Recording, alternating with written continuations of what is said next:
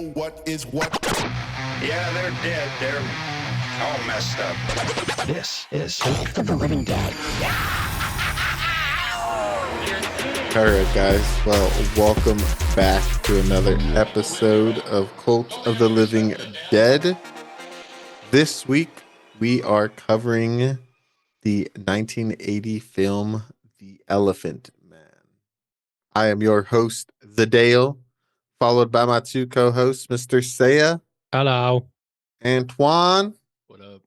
Just a reminder for first-time listeners and returning guests, we are a cult movie podcast. We cover cult classics, B-movies, and horror.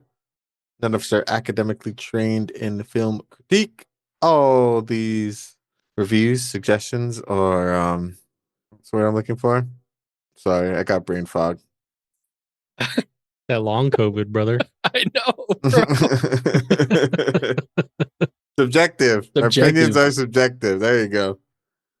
And enjoy the ride. I apologize. Starting at cold, guys. So if I'm a little slow today, that's why. All right. So this is David Lynch's second movie, which is kind of crazy. Like, how did he get worse as a director? Damn, you think this one was worse than No. Because we saw his last two films. Yeah. Oh, I see what you mean. Oh, I'll say right off the jump, this is my favorite David Lynch movie, by far. By far. Number 2 for me. It's the most it's an actual movie. It's the most linear and the most real movie, they're all real movies. It's the most linear and A to B movie, sequential. It's easy to follow because it's a biography, right? Or biopic about this guy. So it's not he has some of his avant-garde David Lynch shit in there, but it's not short. It's not really. It's mainly condensed in the beginning. Like that. And then at the very end. Yeah. And then those random industrial scenes that are like sprinkled in throughout the narrative, which I thought was gonna be significant in some way, but it's just more just to remind you the era in which the movie takes place. Yeah. Or just to remind you that it's a David Lynch movie. That too. That too. Hey, remember, it's me, Lynch. It's me, Mr. Lynch. I am here. What number movie is this for us? Is this third? This is 4 or 4? Our fourth Lynch movie. Yeah. We saw. It's funny. We've seen we've seen his first 2 movies and his last 2 movies. Yeah. We're missing Blue Velvet, Lost Highway, Twin Peaks. Well, Twin Peaks is. Oh, there's a movie. Yeah, Twin Peaks. There's a couple of Twin Peaks movies. But we don't there's have 2. We don't have those in our thing. No, I we think don't. We just I think the last one we have is Velvet. Lost Highway, Blue Velvet. Yeah. I want to watch the one that's about the Black Dahlia murder. One of those is the ones. We're gonna watch it. It's definitely not Blue Velvet. I think it's supposed to be Lost Highway, and I bet because it's David Lynch, I bet you it's not even really gonna be that much about the Black Dahlia murder. It's gonna be one mention of it. I heard that he loved the Black Dahlia murder and the mystery behind it. So the movie was supposed to be about kind of that murder, the whole vibe of it. So maybe we'll get unlucky and we'll draw it.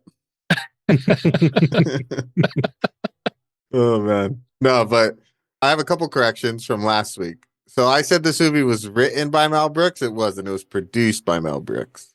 Produced. So for those of you who don't know who Mel Brooks is, he did Spaceballs, History of the World Part 1 and Part 2 now. Yeah. Young Frankenstein.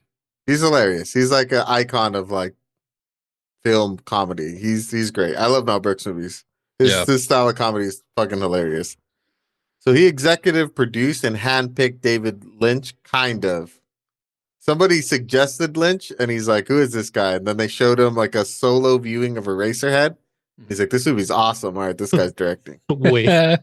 Wait, imagine I guess I solo viewed Eraserhead too, but imagine solo viewing Eraserhead in a movie theater? In a theater? Bro, that would be crazy. In IMAX? Everything's shaking? Vibrating. Yeah. In fucking IMAX.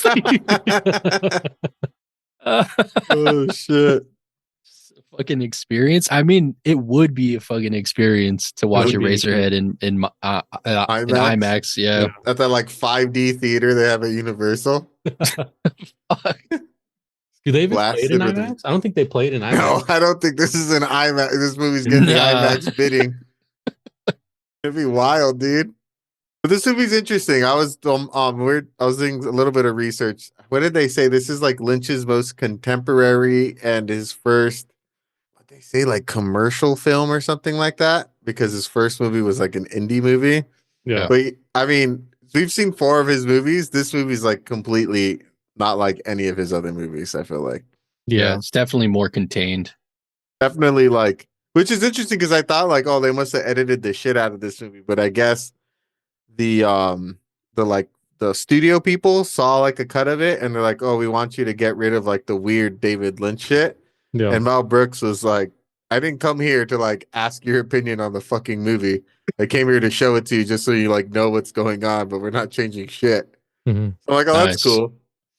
So he did he intentionally, it wasn't like super weird and then got cut down. It is what it is. Yeah.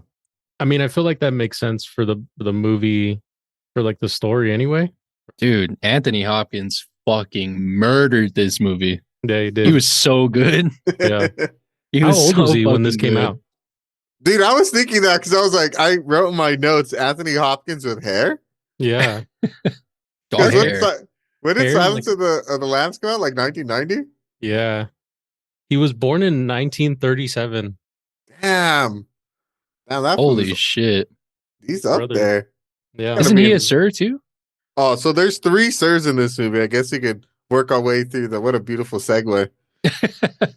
So he said, directed by Lynch. We've covered a bajillion of his movies. Written by Christopher DeVore, who did Hamlet and Francis, and Eric Bergen, who also worked on Francis. David Lynch is also a writer. And the music was by John Morris, which I thought was interesting because I was like writing down other movies he's done. I'm like, this guy's a random pick for a Lynch movie. But then I remembered it was produced by Mel Brooks because John Morris worked on Blazing Saddles, a Mel Brooks movie, Clue, and Young Frankenstein, which is also a movie. Oh, shit. Nice. The music in this movie was great. He did all the music except for the very last song, Just to Strings, which is done by... That's like a famous... Yeah, it's like a super famous... Tiesto did a remix of that song. Yeah, I saw that. I was do a remix of that song. I was looking it up strings. After on Spotify, and I was like, Tiesto, what the fuck? Yeah. By Samuel Barber. That's funny that you say that because that song was playing in my head after the credits stopped. The Tiesto version? Yeah. Same, dude. That's hilarious. We're ravers. I was picturing like Platoon, fucking what's his name, getting gunned down. Dude, Platoon too. I haven't seen Platoon yet.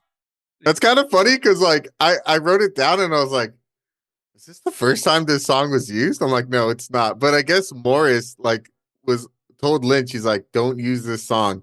This song's going to be used so much in the future. It's going to be overplayed. It's not going to have the same impact. And then reading a couple reviews, like people talk about like, oh yeah, of course they use like Just a String because it's just like, but they're like, most people consider this to be one of the best uses of it in a movie. So it's like, oh, that's interesting. I don't know. I don't think I know other movies. I mean, you guys said Platoon, but I haven't seen Platoon. So, dude, I looked up a list and someone listed 30, and he's like, just to name a few. I was like, shit, okay. It's a great song. It is a great song. I probably have heard it before in other shit, but it wasn't memorable to like this. Once I heard it, like immediately clicked. I'm like, oh shit, it's this fucking song? Yeah. The song always makes you somber. Mm-hmm. But yeah, talking about Sir Anthony Hopkins, we got 3 sirs in this movie. We have a Sir Anthony Hopkins who won the Oscar for Silence of the Lamb. And he also won an Oscar for The Father. So 2-time Oscar winner Anthony Hopkins. We have Sir John Hurt. We probably know him best from from Alien. Alien. Yeah. He was also in 1984, which is a great movie. And Midnight Express, which actually got him this role because Lynch saw him in it and he's like, oh, this dude's dope. And he was nominated for an Oscar in Midnight Express and for this movie. Damn. Nice. He was also in Snowpiercer. He's the old guy. He's the old guy. Oh shit. That like offered up his his arm or his leg or something that got eaten. Mm-hmm. Yeah. In the movie, not the TV show. In the movie. I haven't seen the TV show. TV show's pretty good. We have he plays John Merrick. I didn't even say their name. So Anthony Hopkins plays Dr. Frederick Treves or Teeves. Treves. John Merrick, the Elephant Man himself, played by Sir John Hurt. We have Miss Kendall, played by Anne Bancroft. She was in The Graduate. I think it's probably her most famous movie that I know her from. But she also won an Oscar for The Miracle Worker. So if you're keeping track, that's 2 Oscar winners in this movie so far. We have Clar Gom, who's played by Sir John Gielgud, our 3rd Sir. He won an Oscar for the film Arthur. He was also in Murder on the Orient Express, and he played in Julius Caesar. We have Mother Sheed, played by Wendy Hiller, who won an Oscar for Separate Tables. She was also on Murder on the Orient Express. And then Bites, played by Freddie Jones, who was in Dune and Goal, are probably the 2 movies I know him from. But we have 4 Oscar winners in this movie. John Hurt, who's been nominated for 2, and 3 Sirs. This is a fucking stacked cast, dude. Damn. It's so crazy how Lynch went from Eraserhead, which had nobody. It had like 4 people in it in the whole movie, to this stacked fucking cast. What a crazy jump. That's a second movie, dude. They're like, is that like the power of Mel Brooks though? Not necessarily like David Lynch. Oh, probably. I mean, it's 1980s. Yeah. Mel Brooks is at the height. Yeah. I don't think his Spaceballs come out yet, but I know Blazing Saddles has come out. Young Frankenstein's come out. Yeah. Spaceballs came out in 1987. So, nah. Not yet. Mel Brooks is like powerhouse of a fucking director, writer. Yeah. But by the way, Anthony Hopkins was 41 when this movie came out. Damn, he was 41? Yep. Shit. Dude. Look good. Mm-hmm. Damn, when he won the Oscar for The Father, I think that movie came out in what, like 2018? That dude must have been like in his 80s. Anthony Hopkins was 82 years old. Fucking beast. He's currently 87. Still alive. Nice. Still kicking. Still going. The cast was great. I don't know. What did you guys think of the cast? The acting I thought was superb in this movie. Yeah, it was fantastic. It was so good, man. I believed everyone's like emotion, and that first scene with when Anthony Hopkins sees the Elephant Man for the first time, it's like I was there with him. I felt he felt. Is that when he cries? Yeah, that was crazy. He just sheds one tear. Yep. Mm-hmm. And you know what I love that this movie does? Because I don't know if your guys' reaction. I thought the prosthetics for the Elephant Man are actually made off of the real John Merrick. I guess they plastered how he was. Mm-hmm. So they actually went to the museum where it's being housed, and they made a model after it. So that's what he really looked like. That's crazy. That's tough. Yeah. But like for me, because I thought, remember I said I thought I've seen this movie before. I haven't. I was getting confused with another movie. This is my first time watching this movie. Yeah. Because when it was in black and white, I was like, what the fuck? This movie's in black and white? And I was like, I don't think I've ever seen this movie before. But when I first saw the Elephant Man, I was like, ooh, man, this dude's rough to look at. But I felt like as the movie went along, I too looked past what he looked like and saw the man. And I was like, oh, John's a cool dude, man. I feel bad for this guy. He's got such a good soul. Yeah. Yeah. Agreed. No, it's not PC to say, but man, he looked fucked up. Yeah. The fact that he was still alive and able to continue living is crazy, to say the least. Mm-hmm. The dude had permanent bronchitis. How is that even possible? That's wild. That's a wild thing to have just all the time. Yeah, fuck bronchitis. I almost died because of bronchitis. Bronchitis ain't no joke. All right. Let's well, Twan, you started us off talking about that opening scene with Anthony Hopkins. But even a little bit before that, I think we get our first taste of like Lynch. So our little Lynch bit where we have like the elephant and he's like scaring his mom and the fucking sound going with it, her screaming, and then it like shifting into that. Apparently that whole scene was based upon like a belief that they held up into the 1950s that if you scare a woman during like while she's pregnant, it leads to like disfigurement. Interesting. That's not true, but like I guess that's what they ran with. Like that's the story they went with about the elephant and the mom, and like that's how he became the Elephant Man or whatever. Well, that's also the story that what's his face? The Bites Bites. Yeah, that's a story that Bites says says to the guests, right? That his mom was like scared or like, trampled by elephants, and so that was why he came out like that. Mm-hmm. Still fucked up, but also like a crazy Lynch movie, like classic Lynch movie tactic. Kind of a little bit more like out there, just way more visual media rather than like audio. I feel like that was the only Lynch piece of this movie, though. To me, it was definitely the biggest chunk. Mm-hmm. I thought the most Lynch part was the end. I think. Oh, that too. Well, I feel like they're together, like those two pieces, and that's it. But there wasn't too many like straight up like Lynchy things in this movie. No, Yeah. which it was nice. It was a break from the fucking madness that is David Lynch's mind. I mean, we didn't go over what our expectations were, but I actually wasn't expecting this movie to be super like Lynchy, because I know it's like considered to be like a masterpiece. And it's interesting because I've heard people like other podcasts I've listened to talk about David Lynch, and like they say that Elephant Man's his best like quote unquote movie, but that's not the best like David Lynch movie. So like that was like in my head, I was like, oh, okay, so it's like people don't consider it like a Lynch film, but it's his best film. And I was like, what does that mean? But as someone who's seen other Lynch films, I'm like, yeah, this isn't really a Lynch film. Mm-hmm. Yeah, but it is directed by David Lynch. Yeah, he has his own like category. It's Lynchian. Mm-hmm.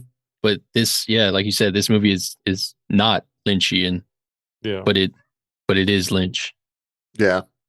It's cool though, because it's just like, all right, give Lynch like here, do like a traditional like biopic drama, and he's like, okay, cool. Here's this sick ass movie. I'm like, oh fuck, okay. I guess you can do it. You're not just weird. This movie definitely made me more excited to watch Dune because in my mind I'm like, okay, so the guy's a great director when he has like source material. His cinematography is always done so well. Like I would like to see more Lynch directed films, but not necessarily Lynch screenplays. Yeah. But I'm opposite of Twan. I want more Lynch. I want more weird. Yeah, I think out of the three of us, you're the one who like enjoys the Lynchian aspect of like weird of shit. his movies. Yeah. I like weird shit. I just think his later movies are like kind of bad. You guys seen The Office, the later seasons, that the tall fucking Gabe? When he's like, watch this movie I made, and it's just like soundscapes and like disturbing images. That's the shit I like. Nice. Yeah. Yeah, it was Halloween time, right? Yeah, it was Halloween time. Yeah. That's funny. I do like to get back to the movie when we get to like see the doctor, and he's in his like when he's doing like an operation on that dude in that like industrial accident. That dude looked all fucked up. I was like, dude, what happened to this guy? But I thought it was interesting the little like medical things they do, like the doctors aren't wearing gloves. And he coughs into the guy's like open wounds. Yeah. you remember that? Yeah. Like I was like, oh, this is cool. Like it's very much like, I don't know. Like I like it when you watch a period piece and they like respect the period in which the movie's supposed to be portraying. Yeah. But he's also like a really fucking good doctor, but still like he's just doing all this shit that you would never do today. Mm-hmm. Yeah. As like a doctor. Yeah. And I thought it was crazy. Were they like burning his fucking wounds closed? I think so. Yeah. They had like a soldering iron. He's just like burning. I was like, ooh, that's fucking crazy. They were hitting him with the laughing gas just to knock him out. Yeah. I was like, damn, that must have been a wild experience. For real. Coming off of The Pit and then watching this movie right after, it's like more doctor shit. Yeah. But it's older doctor shit. Yeah. But I thought it was cool. Did you guys think that because this is where he kind of pays because that little kid comes who's part of the circus, and he pays him basically to like get a meeting with Bites because he wants to like study John. Mhm. Did you guys think that he had like good intentions or more like ill intentions? Hard to tell. I don't know. It wasn't until, well, I don't know, basing it like off of just what I had seen from the very beginning, I thought he was in it for more like research, because he was a doctor. And I don't know, maybe it's my own personal belief of doctors that like generally most doctors are like good people and they want to help and like kind of further understanding of like medical issues that are going on. So I didn't think that he was like adding to the like he didn't want to be like gawking, like the people at the freak show. Like he wasn't there just to do that. He was there to like learn and like help others learn too. Yeah, I'd agree with that. He definitely had I don't know, it's like a groundbreaking medical a discovery, like to find a human being that has, all these growths on him. So yeah, I had the same idea. I thought he was trying to, I don't know, go the scientific route and try to understand the diagnosis or the condition that this guy had, rather than show him off like some kind of monster.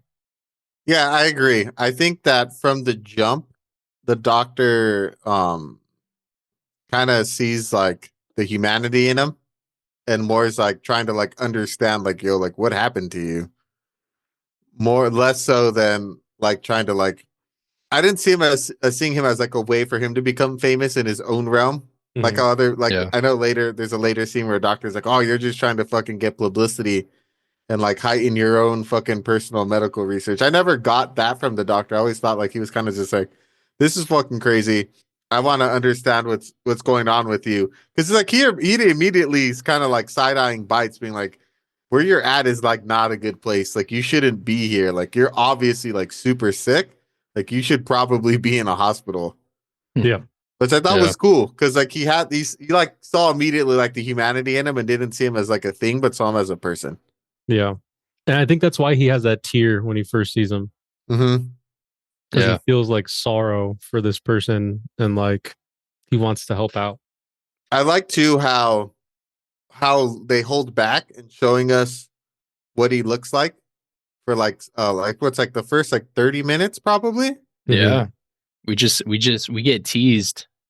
We get like Edged. like, yeah, we get the shadow figure, almost like a kind of Yeah, like the shadow figure was crazy when he's showing like Rorschach. the board of people, the other doctors. Mm-hmm. Like we just get descriptors of him. I think he says that he has like a protruding mass off of his head. He has like tumors on his back. It says right arm is like completely useless. He has permanent bronchitis, but his left arm is fine. His genitals are fine, and I think one of his legs doesn't work that well.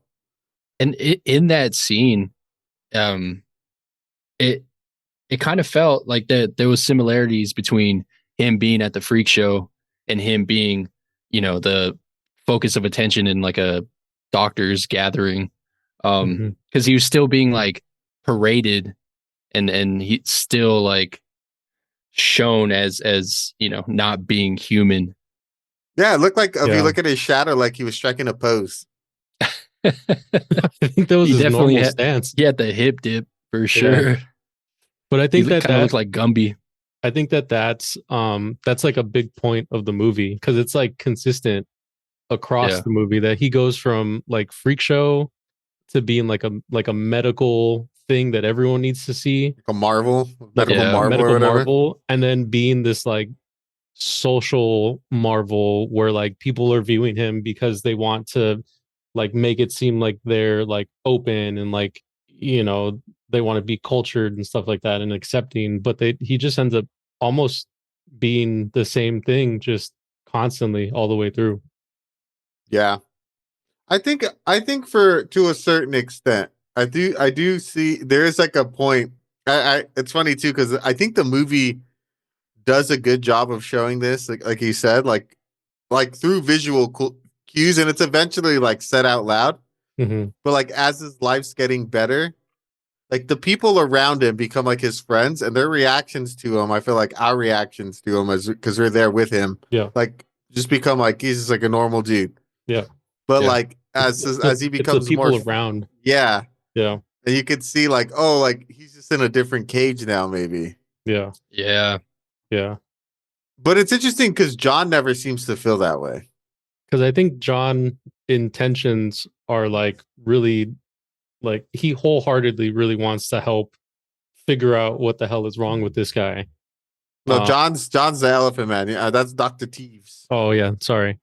I think John is so focused on the fact that like people are being nice to him for the first time and he's not getting like beat, because I don't know if the beating scene hasn't happened yet. Oh yeah, he just met the doctor. Yeah, he gets beat literally right after the shadow, because he's been gone all day, and Bites is like, where have you been? Yeah, because he's like his money maker or whatever. Yeah. And that's when he beats the shit out of him with his cane. He's all like alcoholed out. Mm-hmm. I know the doctor says something that I thought was like, at first I was like, that's fucked up, but then he follows it up with another line, which I was like, oh, I get what he means. Or they ask him, and he's like, oh, he's an imbecile. He's a complete idiot. And he's like, well, at least I pray to God he's an idiot. Mm-hmm. I was like, damn, that sucks. Because he's like, him being like, that's fucked up. I wouldn't wish that on nobody. At least if he was like, you know, had like a learning disability, he maybe doesn't realize how bad he has it. Yeah. Yeah. I was like, damn, that's pretty fucked. Yeah. And we didn't touch on his like getup. Touch it. When he visits the doctor for the first time, like what he's wearing in order to walk around in public. It's reminiscent of like the Invisible Man from back in the day. Mm-hmm. Yeah, it is. Yeah. I also did he have a hat? Or was it just a sack? It was a hat too, right? Yeah, I think he had a hat over a sack, or maybe he had like a piece of cloth folded over it. I thought of a Resident Evil 4, the zombies that have the chainsaws, because it's the same. They have a sack with one hole, and then they chase you with chainsaws. I wonder if that was done on purpose. Fucking funny. Oh, that's 2 movies back to back with Resident Evil references. What was the other one? Dead Alive with the boss at the end. Yeah. Hell yeah. Let's keep it going. Next week's movie is going to be another Resident Evil reference. Hell yeah. It's going to be Pulse, Japanese horror. Damn. Please give it to me. I need it. His getup was crazy though. I thought it was interesting that he only had one eye hole, because like both his eyes work, but only had one hole. That's all you need, brother. I think if you don't, it like fucks up your equilibrium or some shit. Bro, I think his equilibrium is the last thing he's worried about. I guess that's true, huh? And he was zooming at one point in time with the mask on, like late, and we see later, like at the end. Oh yeah, he puts the burners on. Yeah, he'd be running. He had speed for sure. Yeah, he's got that getaway from the cop speed for sure. Oh man, racist. That was. It's because I didn't say it's from a video game. I didn't say it as it comes out of your own mouth. I'm just quoting Madden 2009. Yeah, no, I know. It's just funny. Oh man, I do like how the doctor like comes to his rescue though, and like he's like, oh, he fell. And he's like, oh, yeah, for real, huh? That must have been quite the fall. It's like, damn, she's all fucking abusive. For real. He's fucking beating on this dude all for, like, no reason at all. He's like a pimp. He's like a freak show pimp. Is that what freak show owners are? Are they just pimps? Apparently, in real life, because I did see, like, a little 10-minute docu on Merrick. So I wanted to see, like, differences between the movie and the story. Mm-hmm. I guess the actual guy, like he's worked with multiple managers, but the guy that Bites is kind of based off of was like never like a dick to him, and they split everything 50-50. Like he was cool. And then so like that family has been fighting since like, so because whenever they have anything to play anything about the Elephant Man, he's always portrayed as being like a bad guy. Yeah. And even the doctor who the doctor wrote a book, which is like he portrays him as being a bad dude. So they've been trying to like clear his name for like generations or some shit. Damn. He's like, my dad was always cool. Like, fuck you guys. Spreading lies. But they're like, that doesn't make as good of a story. That or the families like trying to protect their family. Yeah, or that. That could be it too. Yeah. Because he's a real piece of shit. But I thought he was a good bad guy. He was a good bad guy. Because from this point on, for like a large chunk of the movie, basically he's just at the hospital. Mm-hmm. Yeah. This is another Lynch thing that happens where they keep showing the clock. Like they'll show the internal gears of the clock like working, and then it'll pan out and you see the clock goes dung when it hits the hour. Mm-hmm. I was like, what is this signifying? Well, I was like, didn't they store him in the clock tower? No, they stored him in the like hall of incurables, basically like, I don't know, the intensive ward of a hospital. Because remember they had to go through that little gate and then you go all the way up to the attic or whatever. Yeah. Mm-hmm. And that's where he was chilling. Which seems kind of crazy. You would think a guy who like is as fucked up as he is, like you don't want him being next to people that have like super crazy diseases. Like his immune system probably isn't all that great. But I think the doctor says that he put him there because he's like the way that he looks wouldn't jive with like regular patients. And then they showed like a regular hospital and it's just like a long ass hallway with a bunch of beds in it and like curtains that separate them, kind of like a modern hospital. Yeah. But like now he has like his own room. The whole time I was like, damn, they fucking put his ass in the clock tower like Hunchback of Notre Dame. Fucking Quasimodo his ass or what? It's like this movie's a mix of Frankenstein and Hunchback of Notre Dame.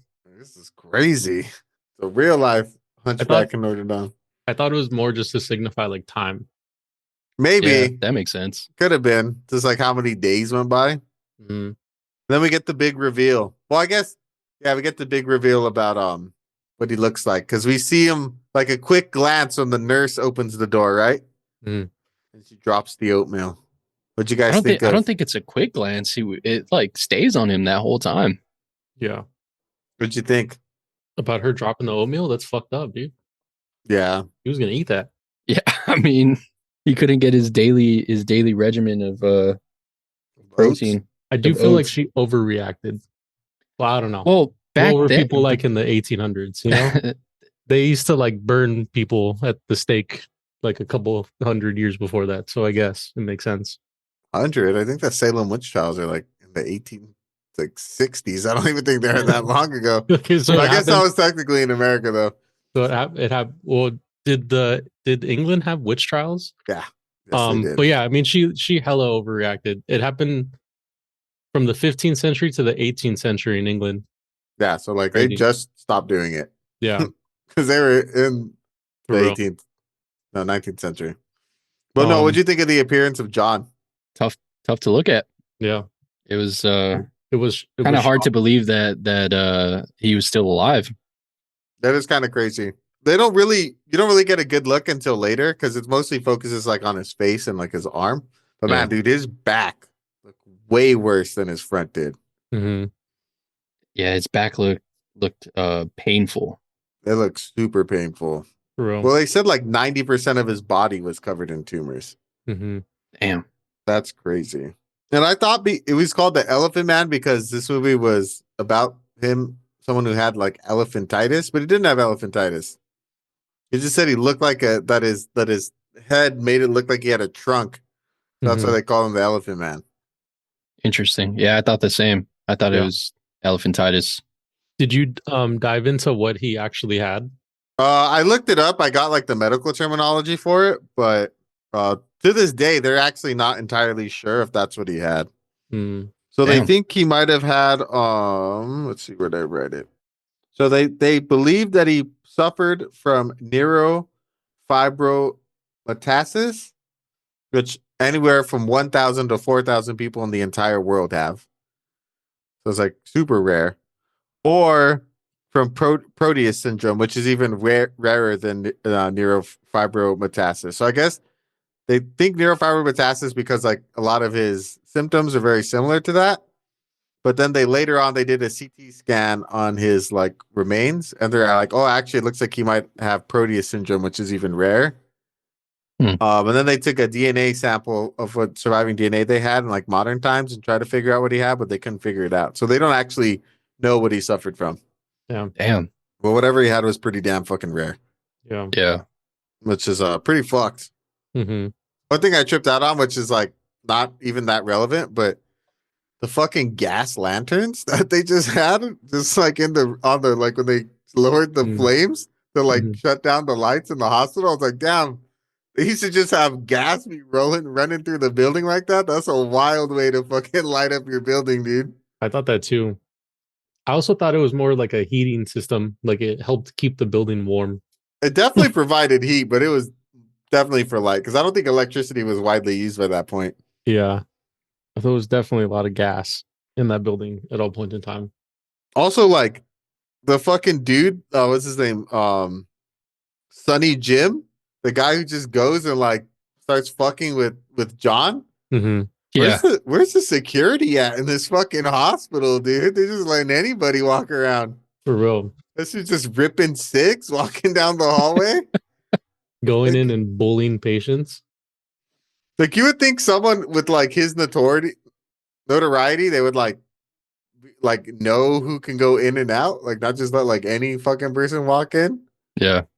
So I don't know. Especially in like the uncurables ward. Yeah, for real. They're just gonna let a dude just walk into the incurable world, just get some crazy ass disease and take it out to the public. Like you think you'd have a security guard? 1800. I don't think security existed back then. I guess, huh? It's just like the police, and that was it. You know, this dude reminded me of from Kill Bill, Buck. He did kind of remind me of Buck, huh? He had Buck vibes, saying that he was gonna come back and fuck with him and have people see him and make money off of him.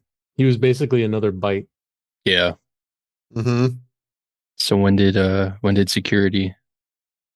Oh, it gave me cybersecurity, which was invented in 1980. Are you telling like personal security has existed for a long? So security has existed forever. Yeah, for like kings had like guards. This hospital just fucked up. The hospital definitely probably had security. They just didn't have anybody like checking who's going in and out of that area. Yeah, that area was probably unsecured. They had knights in the entrance. Mm-hmm. Someone in plated armor with a big ass sword. Hell yeah, I would feel more safe with an axe. I want my guard to have an axe. A hand axe or a dual wielded axe, or like dual. Great axe. There it is. Two dual? axes. Mm-hmm. And just fucking whip them around. Dual. No, dual. Mm. What kind of axe head? Single axe head, or are you gonna have dual axe heads? Dual. Yeah, I like it. I like dual. Nice. Thank you. Yeah, we got there. These are the important questions. Yeah, bring us back. Loop us back in. In nomine Padre, Espiritu Sancti. I like the what a twist that not only could John talk, but this was like hella smart. He just like memorized the Bible. Yeah. I feel like that made it more sad. Oh, definitely. It definitely did. He was really cognizant of like how everyone was treating him. Yeah. Which sucks because he was getting beat. He probably got left by his family. His mom is gone. There wasn't even mention about his dad. That guy dipped out. His dad was the elephant. That was the elephant. Jesus. It's like a donkey show down in Tijuana, Mexico. Jesus Christ. So when he first started talking, it was kind of weird that like transition. I don't know like the inner workings of the brain, but like, do you lose your vocabulary if you don't use it? I think he was putting on a show. I think he also had trouble because he hadn't spoke for a long time. That could be it too. You know, like when you get sick and you wake up in the morning and then you try talking, you're like, imagine that, but like for probably decades. I don't know how old this guy was when he got found, but I feel like he was having a hard time for sure talking. Yeah, that's a good point. That, and like he even tells the doctor, because he's like, why didn't you, like, I didn't know you could speak. He's like, well, I was scared, dude. Like everybody treats me like shit. Everyone treats me like I'm just some show. Like I wasn't fucking sure if I could like trust you. Yeah. Real. Because like when he meets Dr. was it Gom? Mm-hmm. I do like how all the doctors, like even Dr. Gom is like pretty nice to him too. Mm. He's like, yeah, you look fucked up, but like he's a doctor, he sees fucked up shit all the time, probably. So he was like, he's friendly with him and stuff. And I like how he just calls it out. He's like, how long have you fucking been rehearsing this shit, dude? But I think once he realizes, like, I think it's that moment because the doctor's like, damn, we kind of fucked up. But he's like, don't worry about it, dude. Like, you did good. You did a good job. And he's like, oh shit, this dude was actually like trying to help me. Mm-hmm. And that's when he hits him with the Lord's Prayer. Was it Psalm 23? I don't remember. That's beyond my knowledge. I think it was Ezekiel 25:17. No, it's definitely a Psalm for sure. I like John 3:16. It's not that one either. Stone Cold Stunner. That is the Stone Cold Stunner, right? Like he didn't he always say like John 3:16? He didn't say John 3:16. He just had 3:16 on him. I don't think it was in reference to the Bible quote. John 3:16 is written at the bottom of an In-N-Out cup. John 3:16, for God to love the world.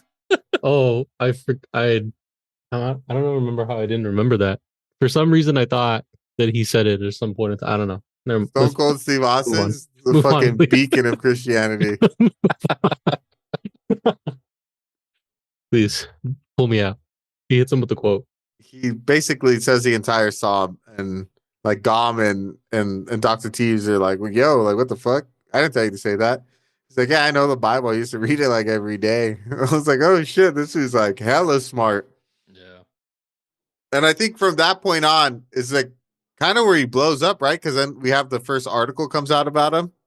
Mm-hmm. Talk about how the Elephant Man's living in like a hospital. Yeah. And Sonny Jim's like, fuck yeah, they're gonna move him to this other hospital that I work at. And I'm like, I'm selling tickets, y'all can come see. Mm-hmm. Again, nobody vets anybody. This is fucking going into work way after hours. You're just like, ah, whatever. Never see you here at nighttime. Hey, what is going on, guys? Different time.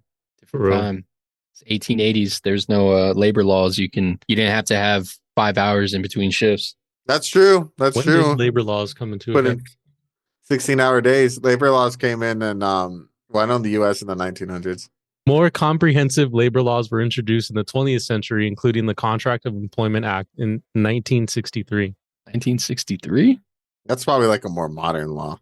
Yeah. It looks like the 19th century is when things started coming. Yeah, during the industrial revolution does he get all these fucking labor laws. Yeah. Because people were dying all the time with some crazy ass working conditions. Mm-hmm. The children yearn for the mines. I'm gonna admit though, John was looking hella dapper though.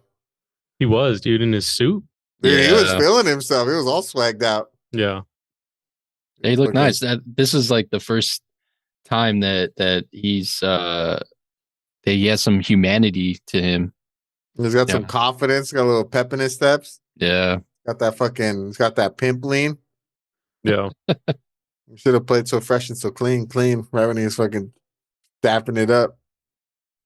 It's crazy that he requests no mirrors in his room. Like he hates the way that he looks. Mm-hmm. I would too, man. That would, especially how can you love yourself when you look like that? That's a good point. It's hard. I feel like you probably can if you were raised in the right environment, but he wasn't. Oh, yeah. Man. He was like beat all the time. And used like for monetary gain from people. So it makes sense. This part of the movie when like things start going good started making me like so uncomfortable. Why? Because I knew at some point they were gonna go really bad, and I just wasn't ready to get my heart broken. Like literally the following scene when he meets the doctor's wife, like this scene was like so sad, dude. It was. Like he's like so genuinely happy that like a woman's being nice to him, and like they're like kind enough to like show him his family. Mm-hmm. Like I don't know, like, and he's like showing off his mom, and everyone's like, "Oh my god, she's so gorgeous." And he's like, "Yeah, she looks like an angel." And what does he say? He's like, "I'm really trying to be good for her," or something like that. Mm-hmm. I was like, "God damn, dude! Like that's all kinds of heartbreaking." Yeah, it was really sad. He's just like so happy to like start being accepted. I was like, damn, that's fucked up. Yeah. Like it's really nice and it's like awesome, but it's all at the same time. It's like the acting was just so good. Like I believe John Hurt, like that this was like the first time he ever had anyone be any kinds of anything to him that wasn't just pure like, look at this fucking freak. Yeah. Not only him, but the wife too. She acted the shit out of this part where she like you can see the like change of emotion, how she went from kind of like shocked and kind of taken back by his appearance to then feeling sorry for him when he was, doing his little monologue about back in the day or how he grew up. And then she starts crying. And it's like, damn, she genuinely feels sad and feels bad for this guy for his upbringing. Yeah, he says that he thinks he's been a great disappointment. Heavy. Yeah. It was heavy. It was heavy. This was definitely a heavy movie. For sure. For sure. It was this scene though where I was just like, might be my favorite Lynch movie. This movie's pretty damn good. This is a pretty good movie. Yeah. I was like, it's sad. It's sad. I wasn't ready for this emotional roller coaster of a movie, but I don't know if either of you guys looked it up, but like, this couldn't have been like the first time that like prosthetics were used to this extent, right? You had like Creature from the Black Lagoon. I know, like, I don't know if to this extent or like, because I think Creature from the Black Lagoon is like a suit. Oh, right. But I know for sure for this movie, they said it took like 6 to 8 hours every day to put it on and then 2 hours to take it off. Damn. So that's crazy. That's like what actors go through these days for like their changes, like their transformations for like Marvel movies and shit. Mm-hmm. It looks like prosthetics became popular in the film industry in the 1930s and 40s with Frankenstein and the Wolfman. Okay. And then there was a huge surge in the 90s and early 2000s. Oh, for sure. Oh, this movie definitely is giving off like old school monster movie vibes. Yeah, with the black and white, huh? Mm-hmm. And I don't know if we mentioned it, but did you guys also see it in 4K? Yeah, it was a great 4K remaster. Dude, it looked like a modern day movie. Yeah, it was really good. Just in monochrome. It was amazing. Yeah. That restoration was so good. We had 2 back-to-back movies with like flawless restorations. Yeah, they was great. I think that's so funny. I even thought like while I was watching, I was like, damn, this 4K looks good. Yeah. Yeah, they did a great job. I guess they used the original stills or something like that. Nice. In order to do it. So I'm like, that's cool. But man, dude, the heartbreak train just keeps rolling after this. Like we get a little foreshadowing, and I thought was like really sad. Like something you just take for granted is like when he's looking at the picture of like just someone sleeping in a bed. Mm-hmm. And he's like, man, I wish I could do that. I wish I could just lay down. Just lay down once. Like, that's crazy. This dude can never lay down, or he probably hasn't laid down in such a long years, decades even. Yeah. He always has to be seated up or standing. Could never lay down. With all the pain he's in, probably as heavy as his body is with all the tumors, he could never like lay down to rest. Mm-hmm. It's something he just yearns for, that's fucked. That's like such a like hard concept to like wrap my head around. And imagine like the mental fucking what do you call it? Just like how it must have felt to constantly be in view of this painting of something that you can never do. He's like being tortured by it. Yeah. That's true, huh? That's kind of fucked. For real. What did you think? Go ahead. Sorry. Were those already in the room? I don't remember. No, he put them up. Did like he like them? decorated it. I think he decorated put them up? Place. I thought so. I thought maybe they it were was in there there. already. Because I feel like when it starts transitioning, while he's there's longer, there's like more shit in the room. Like it looks more like a home, like he's living there. Well, I know more people bring him stuff. Like he gets pictures from people and things like that. Yeah, he's working on that like model of St. Philip's. Yeah. Yeah. I think it's cool because people are like, "Oh, what is that? It's a church?" He's like, "Yeah, it's supposed to be St. Philip's." He's like, "I haven't been, so I just have to like use my imagination." I'm like, damn, they won't even take this food to see St. Philip's because like they're like, "We love you, John. The rest of the world ain't ready for you, buddy." Yeah. Like, damn. Like it doesn't look like it's that far from the hospital. It's like a block away. It looks like. You could see it from his like from his bedroom. It's like creeping over the like building next to them. Yeah. What'd you guys think of Mrs. Kendall? Did you think she was gonna be cool, or did you think she was just doing it all for the what do the kids say now, for the clout? Think she was clout chasing? Who's Miss Kendall again? Was it the nurse? The actress. The actress. The actress.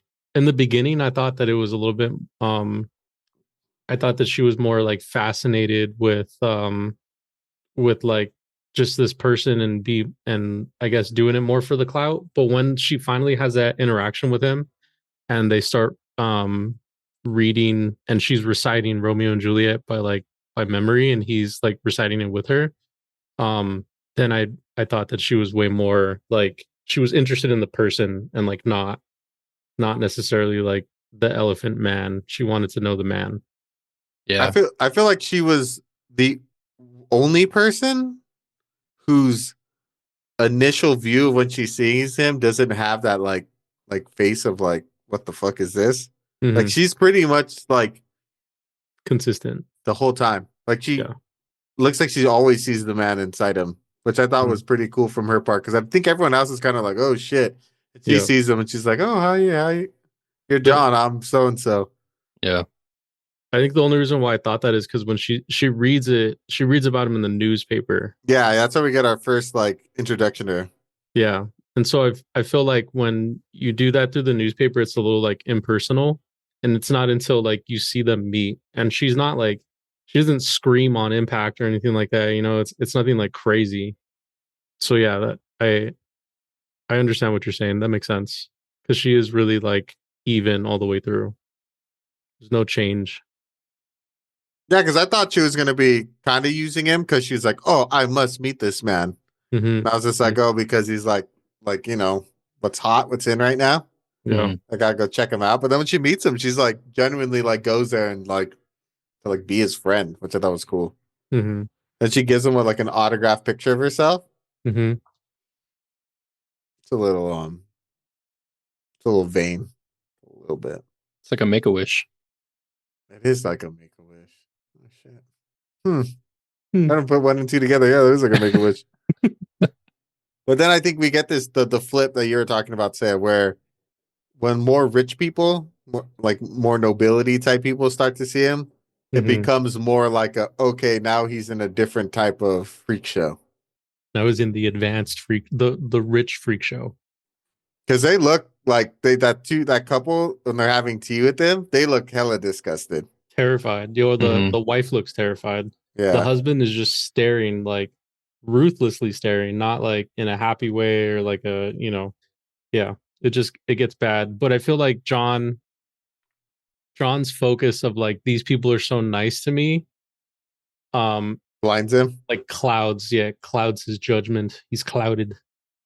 But that's one thing I thought was interesting. John never, I feel like in the whole movie, ever gives any inclination that he thought the doctor was ever doing anything that wasn't in his best interest. Yeah. Because it's the nurse that raises the concerns, right? The older nurse. I forget her name.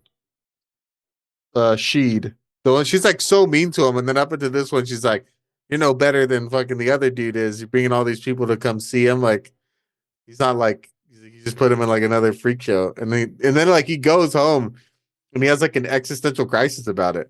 Mm-hmm. Yeah. He's like, "Fuck, what have I done?" I feel like though from this point on, I don't know. Maybe I'm misreading it. It seems like his character's demeanor kind of changes after this. A little bit. I feel like I got that sense. I think to me it becomes a little bit more conflicted about like what he's doing. But like he seems more mournful or sorrowful. Yeah. But I feel like, and we see later when he has the meeting with the board of like supervisors or whatever the fuck they're called, that his focus is still just to make sure that John is like okay. Yeah. Like he wants to help. He still wants to continue to help, but he feels sad because he put John in this situation where he's still kind of being like paraded.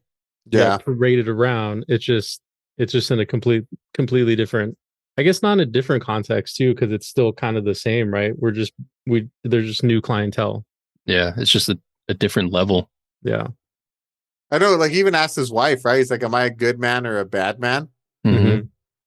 And she's like, well, she comes to his defense and she's like, you gave him like a life that he would have never had. Right.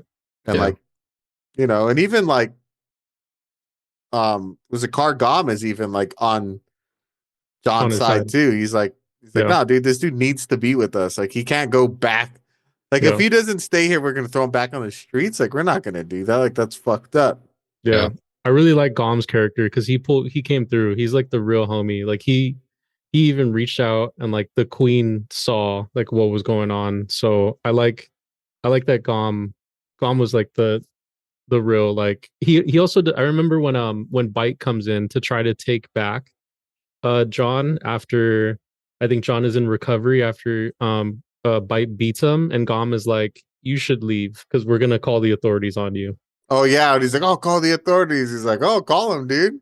Yeah. Like who do you think they're gonna believe, you or us? Yeah. That's right, because it starts off because Teves is like, you beat the fuck out of him, dude. Like I know your game, and then Gom comes out and he backs him up. He's like, yeah, dude, you need to bounce. Yeah. They're not messing with you.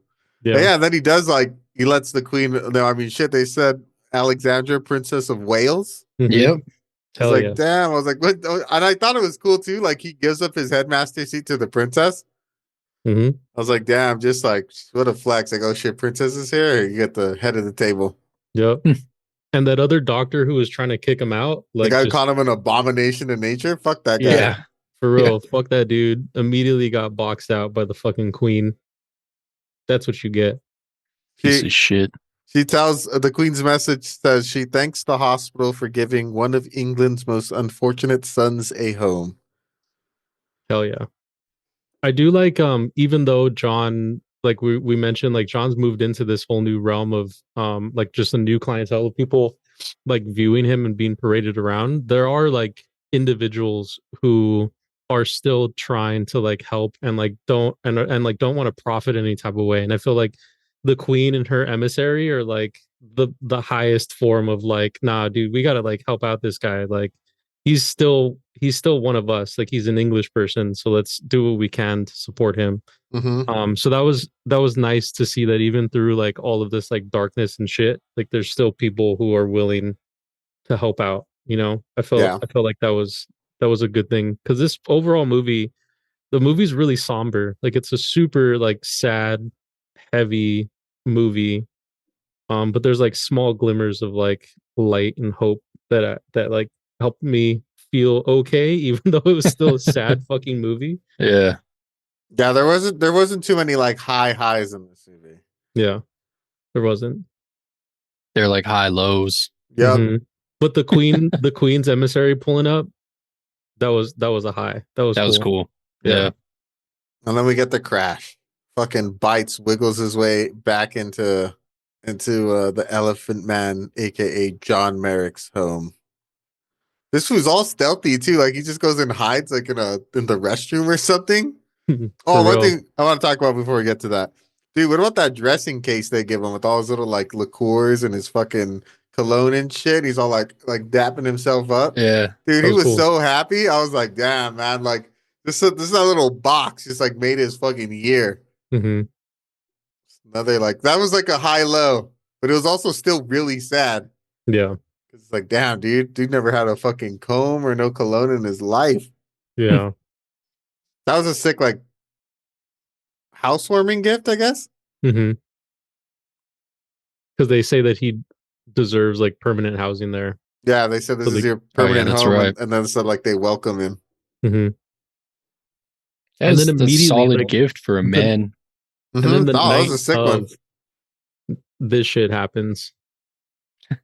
Yeah, it's crazy too because like it's tough. It does a good job of like what That's the word I'm looking for. Like we see he gets the gift, and then all those nurses who like the two young nurses who also like were like freaking out when they saw him, they're not like that anymore. The older nurse isn't mean to him anymore. Both the doctors are there. Like is like all his friends, and he keeps like he starts like referring to them as like his friends, like pretty consistently. Yeah. So like he's like on like a big high, and then it comes crashing down. And like I don't understand why he never told them, like, yo, this dude keeps coming into my room and like fucking with me. Like, can you like do something about that? Like, I'm sure they would have immediately fucking taken care of it. Feel like abusee mentality is like hard to like. I guess that's true. Oh, true. Yeah. You know, he probably just it was stuck in it and he couldn't like get out, and it was like it's a cycle, you know, and like that was his norm. Yeah, he just like shuts down. As much as he probably wanted to like ask for help, it was just something that he just couldn't because he was so used to going through that shit all the time. And it was so bad, dude, especially after like what just happened. You're right. Like it was such a high to go from that to this immediate like, and it was crazy too. Like what the fuck was going on? Dude, it was bad. Jesus Christ. Yeah. Oh man. Like force those girls on him. Mm-hmm. The fucking dude like douses them in like whiskey. They show him a mirror. Yeah, just to like freak him out. They start like swinging him around. Oh, they do. So they fuck up his whole place, dude. Yeah. They do. Yeah, they ransack his spot. And then Bite comes out like a fucking snake. He fucking grabs him and he fucking 86 out of there quick. They end up the next day they're in France. Gone, just out of there. The doctor was gonna fuck up Sonny. Yeah. The nurse fucking clocks his ass though. That was cool. Actually comes in. What doesn't he say? Sonny says something like the only one who can tell me something is like mother was it like Mother Superior or something like mother, and she comes up, she just bonks him on the head and she's like, okay, we're done. Get out of here. Yeah. And then this is the first time we actually get to see John as the Elephant Man, right? Because every time they mention it and we'll see pieces of it, but we never actually see him like quote unquote perform. And this is where we see what his performance was like. And he like collapses and he's all fucked up. And he kind of makes them perform like how they make circus elephants perform by like spinning around and then standing on that stool, like that a little stool platform, that little platform thing, which was super fucked up. And also like I do like that. I mean it's shitty all the way around, right? But when John collapses, the French people like get pissed and they start spitting on Bite, and they're like what the fuck, dude? Like this is fucked up. Yeah. Which was nice. Also, these people are still buying into like a whole like freak show kind of thing, but still, you know, they had some sense of like morality to know that this guy like needed help. Yeah. But Bite didn't give a shit, man. Bite was all about the money. Okay, this is a belligerent alcoholic scumbag. Yeah. I mean, he fucking threw John into a cage next to a bunch of like baboons. Yeah, baboons. Dude. Yeah. That was a crazy ass scene. Yeah. It was sad. That was fucked up. You think those are real baboons? I mean, I think they were. I think they fucking put John Hurt right up next to those fucking things. I mean, how else would they have gotten that shot back in the day? Yeah. And he acts the fuck out of him. He doesn't react at all. I was like, hell, dude, I'd be scared as fuck. Those things will fuck you up. For real. I like that all the other performers come together though, and they're like, we got to get this guy out of here. Like, yeah. Like he's gonna kill this one. We need to get him out. Yeah, so they bust him out, which was great. I know they buy him a fucking boat and a train ticket.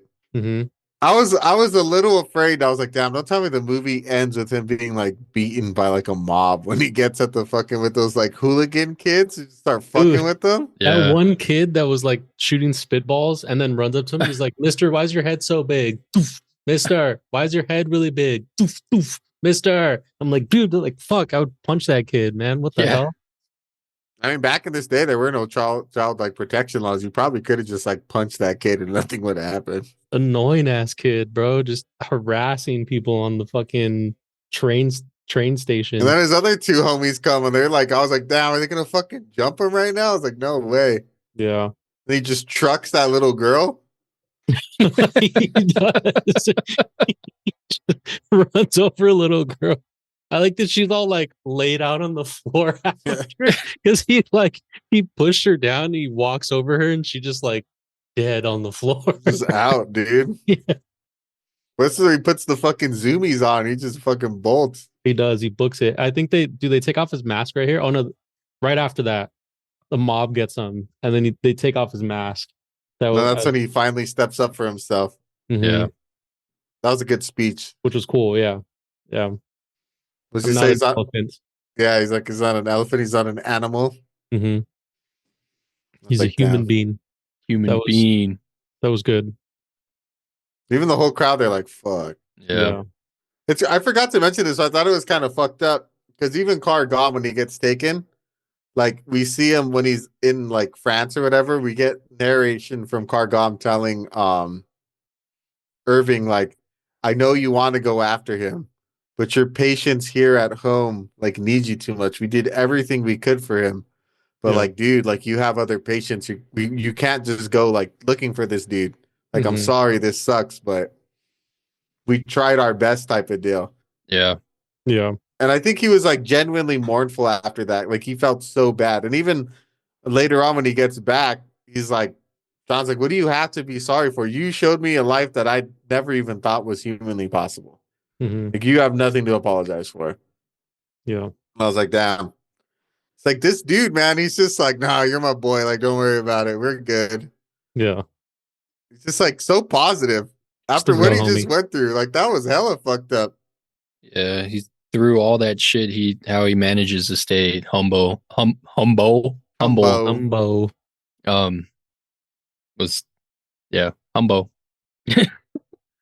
He tells him that that because of him he was able to gain himself. Damn, that's powerful. Yeah. I've never been to like a real theater like Broadway or anything like that.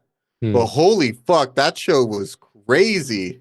I was like, yo, the production value of this theater is wild, dude. No wonder why people like going to the theater. Yeah. Yeah. That was cool. I was like, maybe I'll go watch a play because if it looks like this, like that's pretty sick. I like that at the end of that, the actress like honors him and everyone does like a standing ovation for him. Because they're homies and he's like back home. Yeah. Yeah. And that was like his first real outing out into the world, right? Yeah. Yeah, that was. We got to see that magical performance. And then I knew it was coming. Once Audio's string started playing, I was like, oh, fuck, he's going to die right now. Like, God fucking damn it. You never play this song when something happy is about to happen. Yeah. It starts so low, too. Like, it barely starts to come in. Well, like, he's what's he say? He's like, it's finished when he's working on this cathedral. And you're like, oh, shit. And he, like, looks at the picture. He, like, kind of looks around his room. And he's just like, life is good. Audio's string starts kicking. I was like, oh no, I don't want to watch this. And then they make you painstakingly watch him put every pillow, like neatly on that table, dude. He doesn't even throw it on the floor. Like he's like, I don't want to be a dick and make a mess. I'm just gonna put it on the table. It's like even in his suicide, he was thoughtful. For real. And he lays down. Suicide by sleep is crazy. That's a crazy way to go out. It's a nice way. Yeah. Yeah. I don't know if it'd be suffocated nice or something. Yeah, I was gonna say I don't know if it'd be nice going through it, but you know, because earlier we see like when they knocked him over, when they fucked up his room, he like falls back and he's like kind of heaving and shit, and the guy's like, all right, let me get you up. Yeah, but it didn't seem to happen that time. Seems we just don't get we don't get any of the sounds. We do get David Lynch visuals though. To end us. His mom tells him like nothing will die, and then it's like goes to like the beyond, and it goes like heaven or something. Like space and like cosmic shit. Stardust. Yeah, that's it. It's the way the movie ends. Powerful. And like, what a fucking second film too for Lynch. Yep. Banger cast. I guess that's why they let him do whatever the fuck he wanted. afterwards because they're like banger after banger. All right, bro, here, have as much money as you want, do whatever the fuck you want.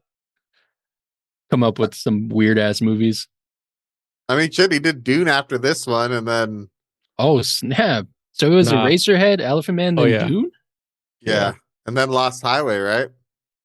Yeah, that's what it looks out of order in this. I gotta then Blue Velvet. Oh, if you look at IMDb, it'll have it in order. It's Elephant Man, Dune, Blue Velvet, Wild at Heart, Twin Peaks, Fire Walk with Me, Lost Highway, Straight Story, Mulholland Drive, and then Empire. Damn, so we did Dune and then Blue Velvet? Dune and then Blue Velvet. Yeah, Dune came out in 84 and then Blue Velvet came out in 86. Damn. Then he started getting weird with it. Then he started getting well, Eraserhead was kind of weird, but that was like an independent film. I think like the other ones are all like non-independent films. Yeah. Wild at Heart is a 1990 American romantic crime comedy drama thriller film written and directed by David Lynch, based on the 1990 novel of the same name by Barry Gifford, starring Nick Cage and Laura Dern, William Dafoe, Crispin Glover, Diane Ladd, and Isabella Rossellini. Nice. Crispin Glover. I just saw Willard not too long ago. Throw it on the list. Another one. Oh man, this movie cost $5 million and it made $26 million. So, pretty good return. Mm-hmm. Yeah, pretty good return. Mm-hmm. I have a whole bunch of fucking interesting facts, but I actually said most of them while we were recording. Oh, but one thing that I thought was really cool. Before this movie, they didn't have the category for best makeup. And I guess people wrote in telling the Academy, like, yo, you should give them an honorary award. And they're like, yeah, no, we're not going to do that. But we'll make a category for best makeup. So the following year, best makeup was added to the Academy Awards. Nice. Because everyone thought, like, what they did to John Hurt was so crazy. Makeup wise, they're like, dude, how does this not win anything? For real. Damn. Do you happen to know who won that first award for best makeup? 1981's An American Werewolf in London. That's what it was. Oh, nice. Okay. That one was crazy. The makeup was crazy. Yeah. That werewolf transformation it was wild. Bro. Yeah. That's on our list too, right? Is that a cult classic? Oh, it's a horror movie, so we can technically put it on there. Hell yeah. That's a good one. But it's not on our list. I don't think so. Oh, and those industrial scenes are all archive footage that don't exist anymore. Crazy. Damn. Yeah. So that's like period piece fucking film. That shit got a crazy good 4K remaster too. Yeah. So he was really just putting us in the period. Up-res that shit. Yeah, just because he's like, we need some archival footage in this shit. Let them know it's industrial. Yeah. But that's about it for my interesting facts. You guys have any? Nah. No? All right, should we get into our reviews? Mm-hmm. Once again, proving to be a wild card, I am very surprised that Roger Ebert only gave this movie a 2 out of 4 stars. Oh, shit. He said, I kept asking myself what the film was trying to say about the human condition as reflected by John Merrick, and I kept drawing blanks. What? I don't know, man. Fucking Ebert be like, it'll be like Ghost of Mars, banger. Elephant Man, it's kind of mid. It's like, what? Yeah. I mean, he's my boy, so I can't hate on him too much. But he having some. He keeps you guessing. I feel like that's a good question though. Like, what? I don't know. Like, what is it? What was it trying to say? Like, I get that. It's kind of hard. I also felt like after I read that review, I was just like, I really enjoyed the movie, but yeah, I was like, what was this movie about? Yeah. It's about a guy's life.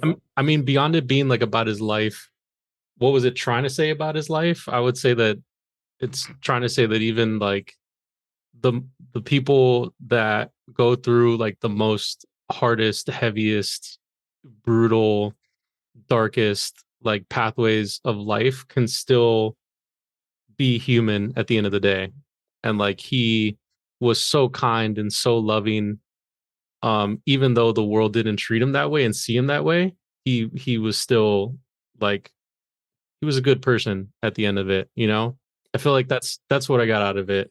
But wow, what a question, Ebert, just bringing in the fucking deep ass questions. Being all philosophical about it. Is that what you do when you take classes for film like review and all that stuff? I don't know. I've taken a couple of them, and like we didn't ask any of those. They didn't ask us any of those questions. Yeah. I took like one film class, and it wasn't talking about any of that.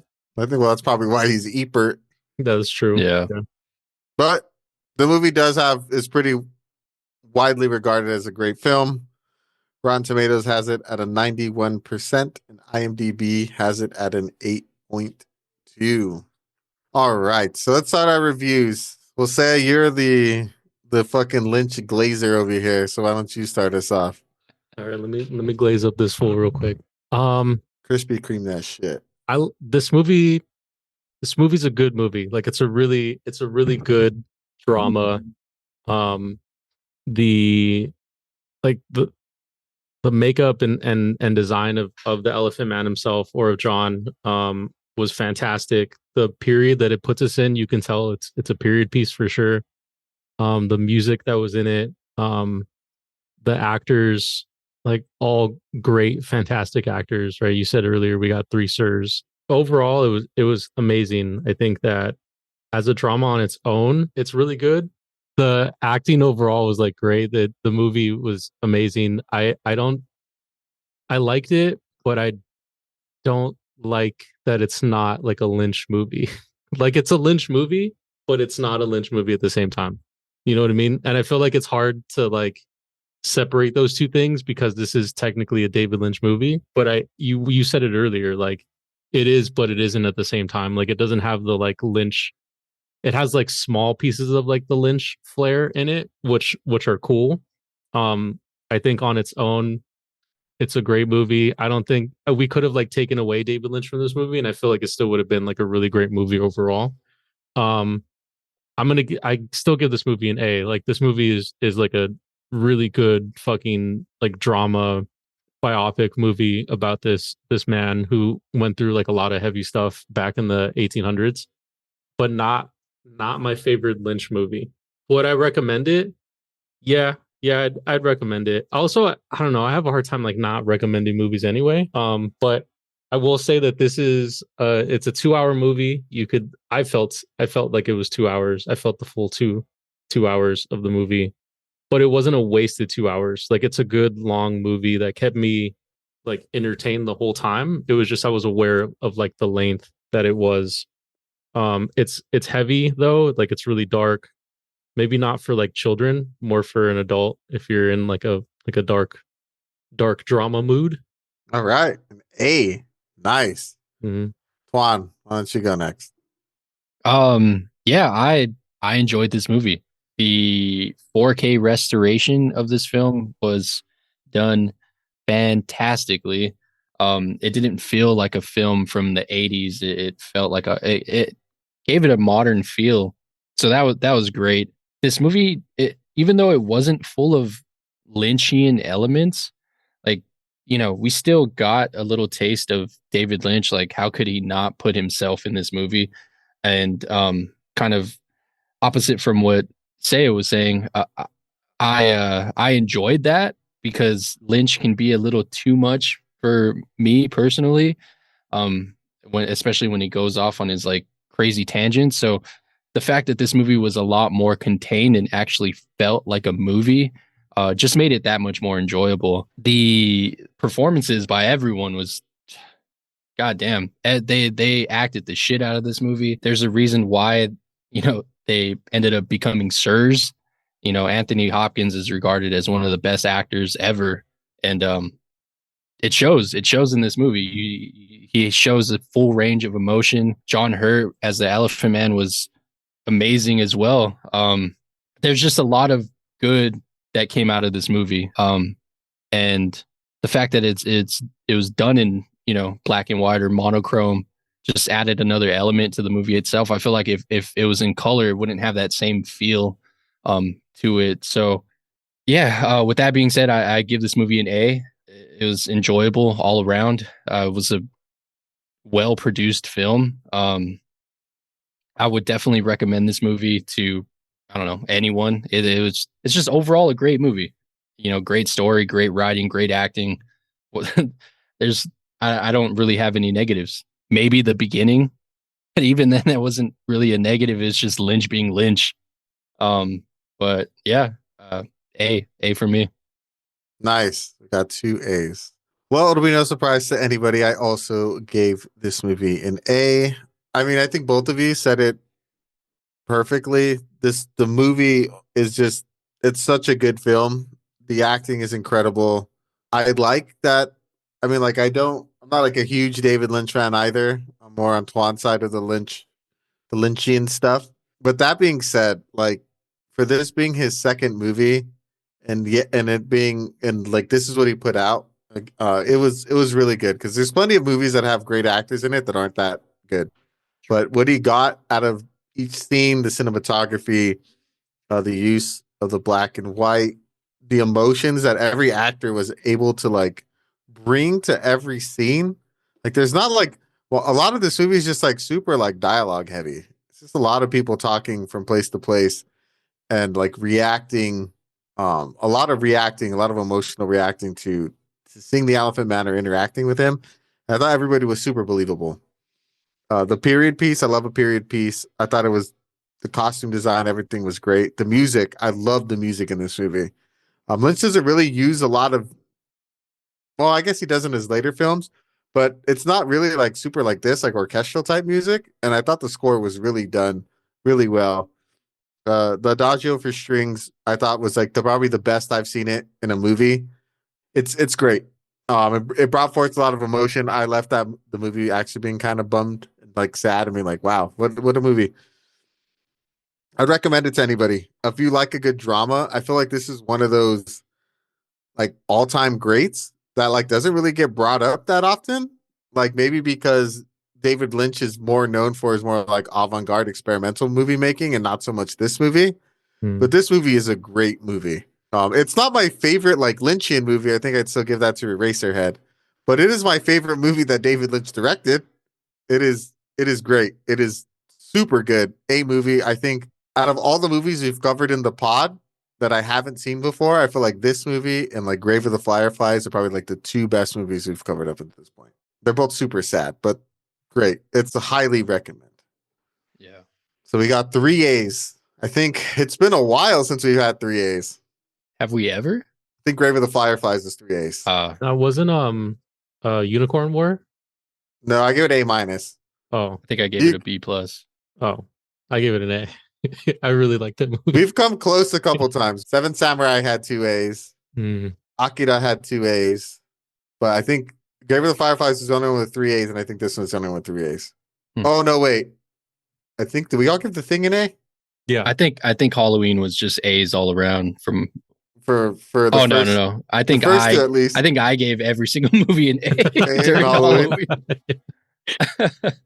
It's so crazy too that like, I don't know. I'm a big horror movie guy, and the emotions that horror movies are able to invoke, that like these more sad type of movies end up being like really fucking good stories and end up being like great movies, and it's like a completely different emotion that's brought out. Yeah. I agree. I think maybe it's just me getting older and my tastes are evolving, but I definitely love a good drama now. Before I didn't. I used to think that they were like boring and stale, and like a drama, like I have to watch this, but like now I enjoy like a really good deep story that will probably make me really sad. Yeah, I seek those out. I think that's what makes our dynamic of this pod so good, because I'm a drama guy. Like, I love drama movies. Like, I'll watch a drama probably over any other form of movie outside of, no, probably to watch that most than anything. Like, I love a good drama, and I'm happy I got to see this one, because this is one that went way under my radar, and this movie was so good. Yeah, so good. If you've been following the pod and you've been watching all the movies as we've been watching, and you're like, damn, maybe I don't like David Lynch, check this movie out. Or if you do really like David Lynch, it's just like so different from what he usually does. I think it's cool to see the range of the director. Mm-hmm. Yeah. I mean, he did a great job. I'm not gonna like I crushed it. Yeah, like I gave this movie an A, but it's for sure like the most not Lynch movie that I've seen so far. I think it's not Lynchian thematically, but I think the way he uses sound and the way his cinematography and like his directing style, I feel like come through. Because like he can capture some really great scenes, even in like Mulholland Drive and Inland Empire. I think less so. That movie was definitely like super odd in my opinion, but Mulholland Drive, like there's some really good scenes in that movie where like the acting's superb and like the camera work and the audio cues are like super good. I feel like that excels in this movie, and then you're just working with like these like stellar actors. Yeah, like I think Clark Grom and the nurse were like A-list celebrities. You know, they were like at the tail end of their career, but in their heyday, they were like top people too. Yeah.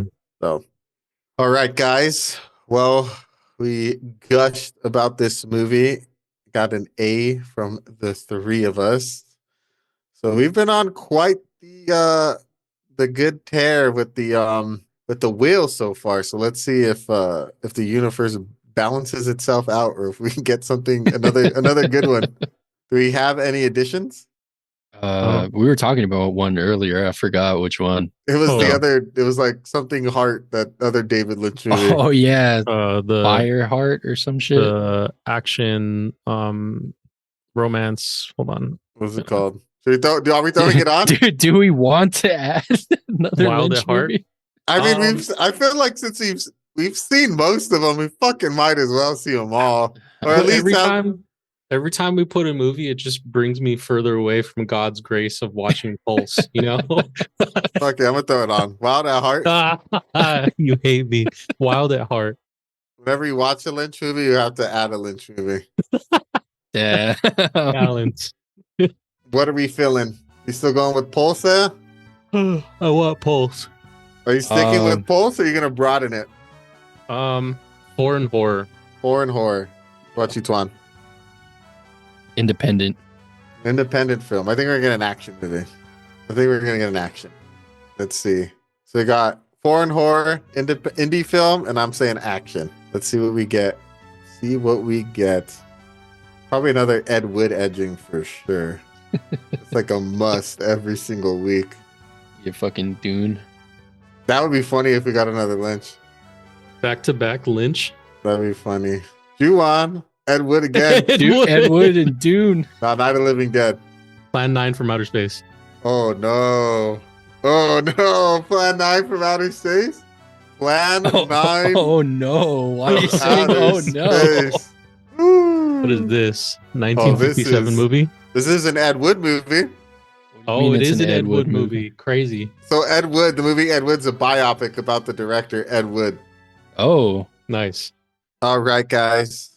Well, we will be covering Plan 9 from Outer Space. The will has spoken. But thank you guys for joining us this week as we covered The Elephant Man. It got an A from all three of us. It is a highly recommend, I dare say, a masterpiece of a movie. Gotta watch it, guys. It's such a good movie. It is sad though, so just be warm. You know, you're gonna be living kind of sad. You're gonna be all up in your feels. But if you guys haven't done so already, please give us a follow on our social medias. We are on TikTok, Instagram, X/Twitter, Facebook, Threads, YouTube, and now live on Twitch. As always, I have been your host, The Dale, followed by my two co-hosts, Mr. Saya. Adios. And Twan. bye. See you guys next week. Bye.